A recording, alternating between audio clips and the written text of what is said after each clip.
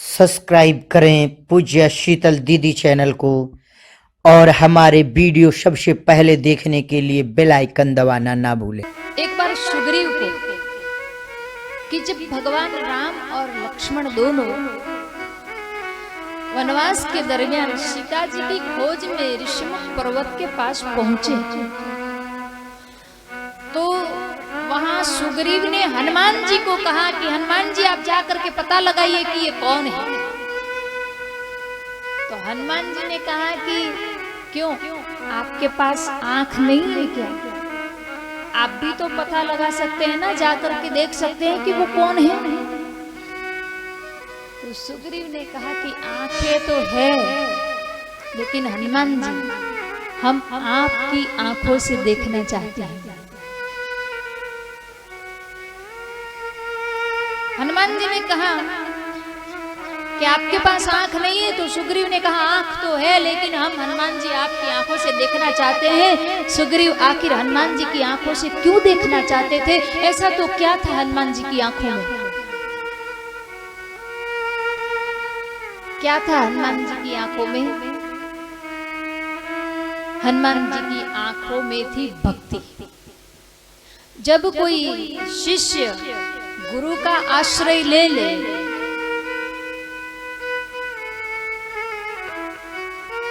श्रद्धा पूर्वक, तो फिर गुरु उसको ठाकुर के पास पहुंचाए बिना नहीं छोड़ता, अवश्य पहुंचाता है। तो सुग्रीव ने यहाँ हनुमान जी की आंखों से देखना चाहा। क्यों? क्योंकि हनुमान जी की आंखों में भक्ति है।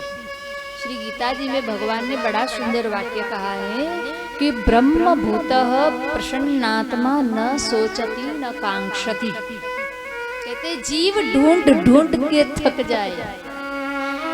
अरे आप ब्रह्म रूप भी हो जाओ कि आपको ना सुख का अनुभव होता है ना दुख का अनुभव होगा, फिर भी भगवान कहते कि यदि मुझको पाना है, मेरी प्राप्ति करनी है, तो भक्त्या माम अभी जाना थी। भक्ति का आश्रय लेना ही पड़ेगा, आपको भक्ति को अपनाना ही पड़ेगा।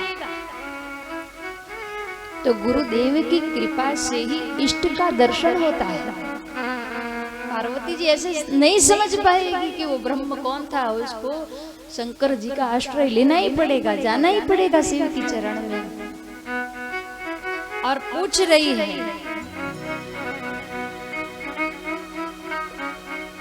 गुरु की शरण में जाने से ही इष्ट के दर्शन होते हैं। देखिए यहाँ सूरदास जी का एक बड़ा सुंदर उदाहरण है। सूरदास जी तो जन्मांध थे, उनके पास आंखें नहीं थी, लेकिन फिर भी भगवान की मूर्ति को देख लेते थे।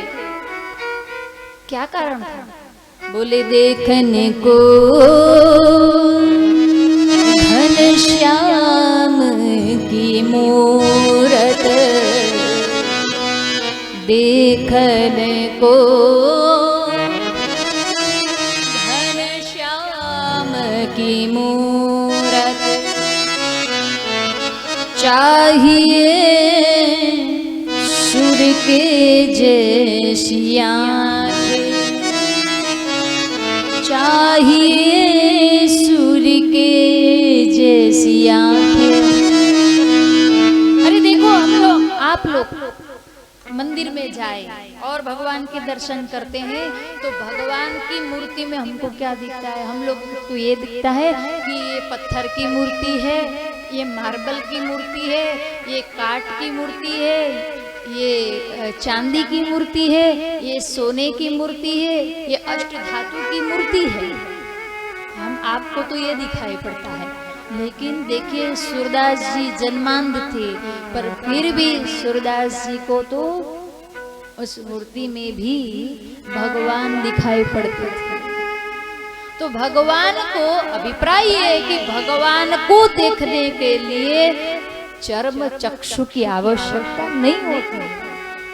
भगवान को देखने के लिए केवल आस्था की आवश्यकता है। आस्था होनी चाहिए, अंतर चक्षु होने चाहिए। भगवान तो बाहर नहीं, भगवान तो कह रहे हैं कि मैं तो आपके अंदर बैठा हूं, हृदय भवन में बैठा हूं।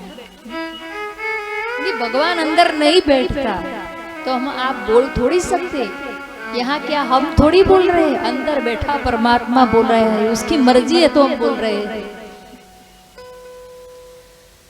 तो घनश्याम को, भगवान को देखने के लिए क्या चाहिए? सूर्यदास की आंखें, चर्म चक्षु नहीं अंतः चक्षु चाहिए। अब भगवान के मंदिर में जब सूरदास जी जाते थे ना, चर्म चक्षु तो थी नहीं, अंतर चक्षु से भगवान को देख लेते थे सूरदास जी कि आज भगवान ने ये श्रृंगार किया है, आज भगवान ने ये पहना है, ये पहना है। भगवान के श्रृंगार के दर्शन कर लेते थे और फिर उस श्रृंगार को, भगवान के श्रृंगार के, भगवान के माधुर्य को सूरदास जी यूं ही पदों में गा देते थे।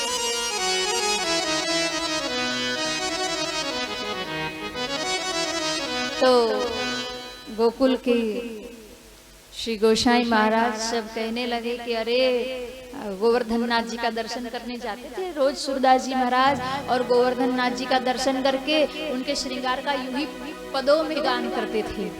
तो एक दिन वहाँ गोसाई महाराज ने देखा, गोसाई बालकों ने देखा कि अरे ये सूरदास जी रोज आते हैं और भगवान के श्रृंगार को गाते हैं, लेकिन उनको दिखता तो है नहीं, तो फिर ये श्रृंगार कैसे गाते हैं? उनको पता कैसे चलता है कि आज भगवान ने ये रंग के वस्त्र पहने हैं, भगवान ने ऐसा हार पहना है, ये पहना है, वो पहना, बाजूबंद पहने हैं, कमरधनी पहनी है, सारा श्रृंगार गाते थे। तो गोसाई बालकों ने सोचा कि लगता है ये सूरदास ढोंग करता है, अपनी ख्याति बढ़ाने के लिए, अपना नाम करने के लिए वो और लोगों से पूछ लेता है, जिसने दर्शन किए उन लोगों से पूछ लेता है कि बताओ बताओ भगवान का श्रृंगार कैसा है, और उन लोगों को पूछ के आता है और फिर यहाँ सोचता है कि उसको सब दिखाई देता है और वो पदों में गा देता है। एक दिन गोसाई बालकों ने सूरदास जी की परीक्षा लेने के लिए क्या किया? भगवान का श्रृंगार ही नहीं किया, भगवान को कुछ पहनाया ही नहीं। और उस दिन सूरदास जी आए तो सूरदास जी को कहते हैं कि सूरदास जी, सूरदास जी, सूरदास जी तो मौन, उस दिन गाए ही नहीं, कुछ बोले ही नहीं। बोले सूरदास जी बोलिए बोलिए, आज ठाकुर ने कैसा श्रृंगार किया है? तो सूरदास जी कुछ नहीं बोले। बोले बोलिए बोलिए, रोज तो बोलते हैं, आज क्यों नहीं बोलते, बोलिए। तो सूरदास जी ने क्या किया? अपनी चदरिया से मुंह ढक लिया और हंसने लगे। सूरदास जी मंद मंद हंसने लगे। बोले हंस क्यों रहे हैं, बताइए, भगवान ने आज कैसा श्रृंगार किया है? आप रोज बता देते हैं तो आज भी बताइए सूरदास जी।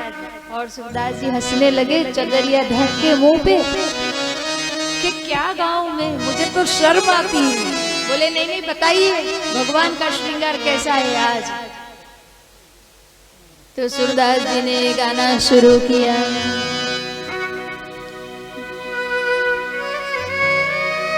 देखेरी हरि नंग मनंगा, देखेरी हरि नंग मनंगा, देखेरी हरि नंग मनंगा, देखेरी हरि नंग मनंगा। सूरदास जी चद्दर से मुंह ढक के कह रहे, आज तो भगवान नंगे बैठे हैं, नंगम नंगा, आज तो भगवान नंगे बैठे, क्या गाऊं, इनका स्वरूप क्या गाऊं? बोले नहीं नहीं बताइए। सूरदास जी के तो सुनो, देखेरी है नंग मनंगा, देखेरी है नंग मनंगा।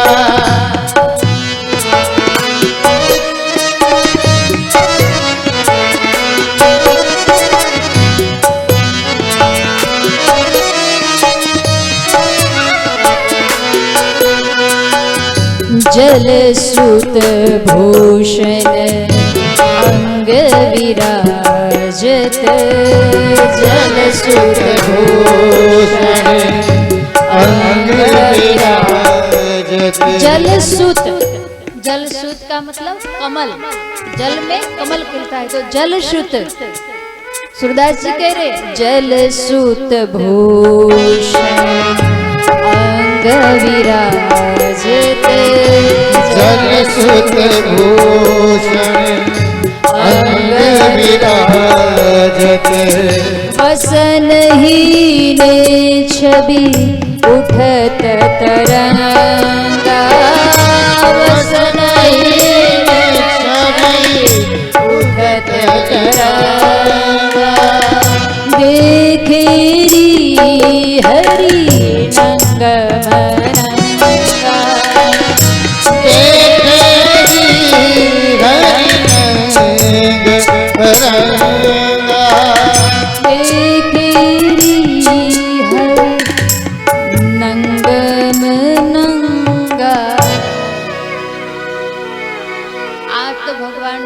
पहना ही नहीं तो क्या गाओ। उन गोसाई बालकों ने भगवान को कमल की फूलों की कमर धनी पहनाई है, हाथों में गजरे बांधे हैं, गले में हार, पूरा पुष्प का कमल से श्रृंगारित किया है भगवान को।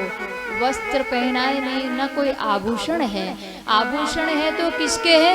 जलश्रुत भूषण अंग विराजत।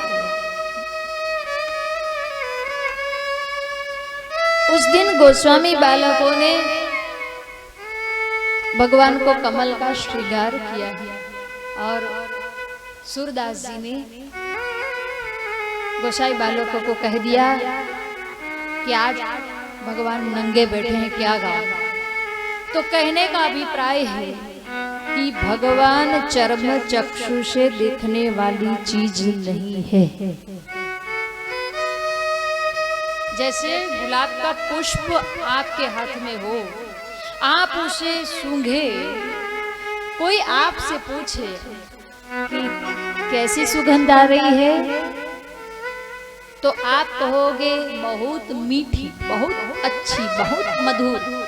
अब कोई आपसे ये पूछे मीठी कैसी, मधुर कैसी, कैसी, तो उसका वर्णन अवर्णनीय है, वो आप नहीं वर्णन कर सकते, वो अवर्णनीय है। वैसे ही भगवान भी अवर्णनीय है, वो एहसास करने वाली चीज है, वो महसूस करने वाली चीज है, वो अंतर चक्षु से देखने वाली चीज है परमात्मा।